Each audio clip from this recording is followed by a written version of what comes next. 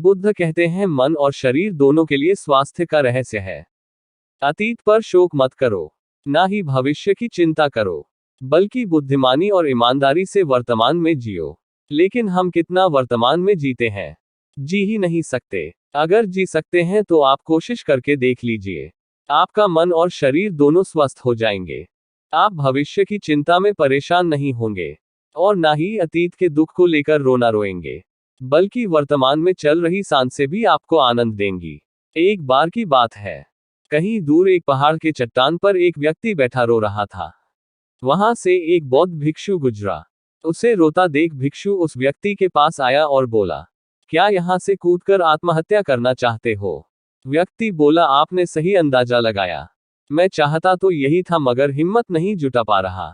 भिक्षु ने कहा, क्या सब पीछे छोड़कर आए हो या अपने साथ भी कुछ लाए हो? व्यक्ति ने कहा, नहीं, मैंने सब पीछे छोड़ दिया है। मैं अपने साथ कुछ भी नहीं लाया। भिक्षु ने कहा, तो तुम इतना बोझ लिए क्यों बैठे हो? व्यक्ति ने कहा, कौन सा बोझ, मेरे पास तो कुछ भी नहीं है, मैं तो खाली हूं, कंगाल हूं। भिक्षु ने कहा, फिर तुम कौन से बोझ के तले दबे जा रहे हो, जो तुम्हारी सांसें भी ठीक से नहीं चल रही? तुम आत्महत्या करना चाहते हो और रो भी रहे हो। खाली इंसान तो ऐसे नहीं रोता। जो कंगाल हो गया है उसे क्या डर? अपने अंदर में झांको और देखो तुमने कितना बोझ उठाया है, कितना कुछ तुम अपने सर पर ढो रहे हो। इसे उतार कर रख दो, थोड़ा हल्का हो जाओ। कब तक इस बोझ के तले दबे रहोगे? वह व्यक्ति भिक्षु के चरणों में गिर पड़ा और बोला, आपने तो मुझे पढ़ लिया।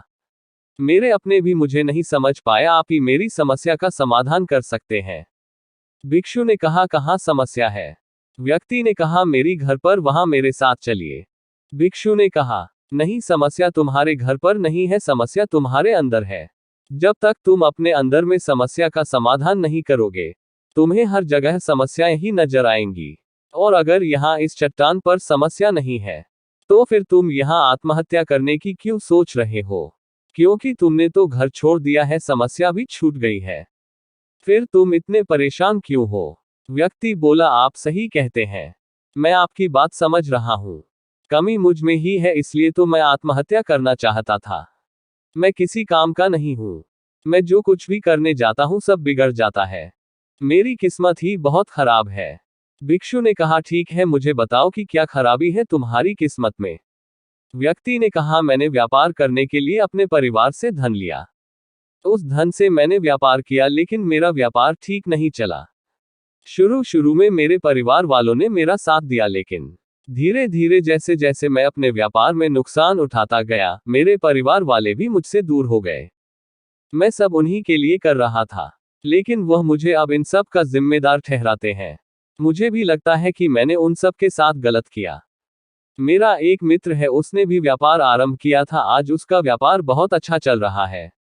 वह कभी मेरे घर आता है तो वह अपने अच्छे चल रहे व्यापार की बात करता है। वह बताता है कि कैसे उसने अपने व्यापार को अपने दम पर खड़ा किया, कैसे उसने मेहनत की और सफलता पाई। मेरे परिवार वाले भी कहते हैं कि देख, उसे तेरे बस का तो कुछ भी नहीं है। अब हालात यह है कि मेरा घर भी गिरवी पड़ा है। भिक्षु ने कहा, क्या तुम्हें पता है तुम्हारा मित्र तुम्हारे पास क्यों आता है? व्यक्ति ने कहा, हाँ, मुझे पता है, वह मुझे नीचा दिखाने आता है, वह यह जताने आता है कि वह मुझसे श्रेष्ठ है।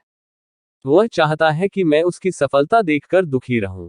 भिक्षु ने कहा, क्या तुम दुखी होते हो? व्यक्ति ने कहा, हाँ, दुख तो होगा ही। भिक्षु ने कहा, दुख किस बात का होता है, अपने असफल होने का या मित्र के सफल होने का? व्यक्ति ने थोड़ी देर सोचा और बोला, अपने असफल होने का इतना दुख नहीं होता जितना मित्र के सफल होने का होता है। भिक्षु ने कहा, अर्थात अगर तुम्हारा मित्र असफल हो तो तुम्हें खुशी होगी? व्यक्ति ने कहा, हाँ, मुझे बहुत खुशी होगी। भिक्षु ने कहा, अर्थात तुम्हारी खुशी तुम्हारे मित्र के ऊपर निर्भर करती है। तुम्हारा मित्र चाहे तो तुम्हें खुश कर सकता है या चाहे तो दुखी कर सकता है। तुम स्वयं से तो ना खुश हो सकते हो और ना ही दुखी हो सकते हो। तुम अपने मित्र के गुलाम हो गए हो। तुम्हारी समस्या का कोई समाधान नहीं है, क्योंकि तुम्हारी खुशियां और तुम्हारे दुख दूसरों के व्यवहार से आते हैं। तुम्हारे स्वयं के कर्म से तो कुछ नहीं आ रहा। व्यक्ति बोला, ऐसा ना कहें, मुझे आपसे बहुत आशा है। भिक्षु ने कहा, जब हम दूसरों से आशा बांध लेते हैं तब हम दूसरों पर निर्भर हो जाते हैं। अगर मैं तुम्हें कोई रास्ता ना दूं तो तुम दुखी रह जाओगे। और अगर कोई रास्ता दूं तो शायद तुम्हें कुछ मिल जाए, लेकिन अगर आशा तुम अपने से बांधोगे तो तुम्हें सफलता अवश्य मिलेगी। तुम्हारा मित्र आज तुम्हें दुखी करने आता है, लेकिन बातें वह सच्ची ही बताता है। वह अपने संघर्ष और अपने अनुभव की बात बताता है। उसके अनुभव और अपनी बुद्धि का उपयोग करो। उसके संघर्ष का उपयोग करो। दुखी होने की जगह खुशी मनाओ कि तुम्हें घर बैठे कुछ अनुभव मिल रहे हैं। संघर्ष करो, हार मत मानो। कर्म करते जाओ। बुरे से बुरा वक्त या अच्छे से अच्छा वक्त दोनों ही गुजर जाते हैं, लेकिन यह दोनों वक्त देखने के लिए जीवित रहना जरूरी है। और जब तुम्हारा अच्छा वक्त शुरू होगा तब तुम्हारा मित्र तुम्हें अपनी सफलताओं की कहानी नहीं बताएगा, वो अपनी असफलताओं की कहानी बताएगा, ताकि तुम गलत निर्णय ले सको। तब भी अपनी ही बुद्धि का प्रयोग करना। उस समय भी वह तुम्हें दुखी करने आएगा, क्योंकि उसे भी उतना ही मजा आता है तुम्हें दुखी देखने में जितना कि तुम्हें आता है उसे दुखी देखने में। व्यक्ति ने कहा, आप सही कहते हैं, मेरे जीवन को मैं नहीं चला रहा, दूसरे ही इसमें सुख और दुख भर रहे हैं। लेकिन क्या अपनों के लिए कुछ करना गलत है? मैं अपने परिवार के लिए अच्छा करना चाहता था, लेकिन वह परिवार ही अब मेरे साथ नहीं है। भिक्षु ने कहा, तुम सांत्वना चाहते हो। वास्तव में इस दुनिया में सब सांत्वना होना ही चाहते हैं। वे चाहते हैं कि हम कुछ करें तो लोग उसकी प्रशंसा करें। प्रशंसा ना होने पर हम दुखी हो जाते हैं।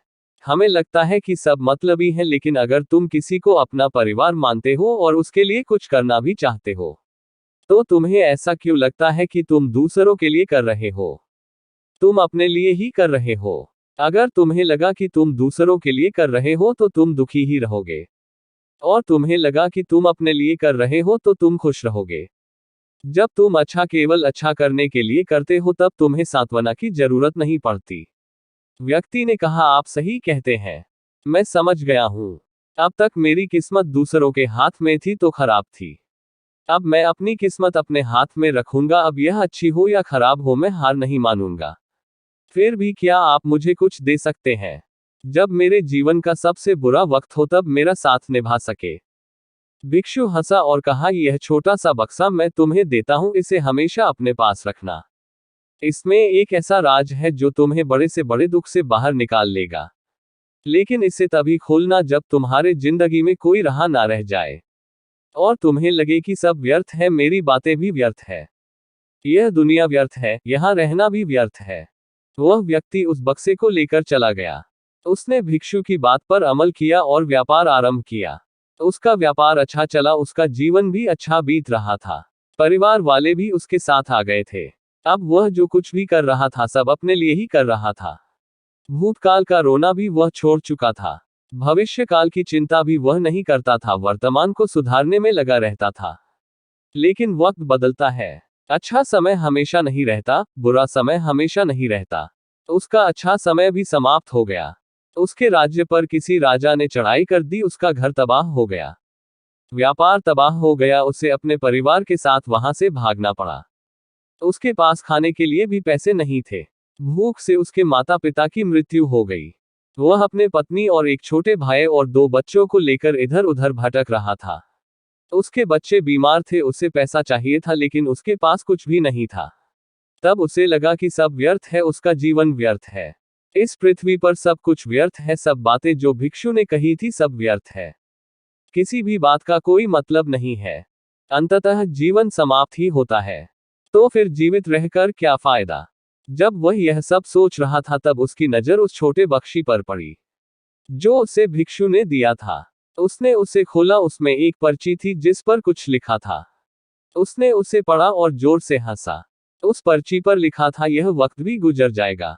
उस बक्से में एक सोने का सिक्का था जिससे उसने अपनी नई जिंदगी की शुरुआत की। हो सकता है आपके पास वह सोने का सिक्का ना हो, लेकिन हिम्मत तो है, ना कुछ कर ही लेंगे।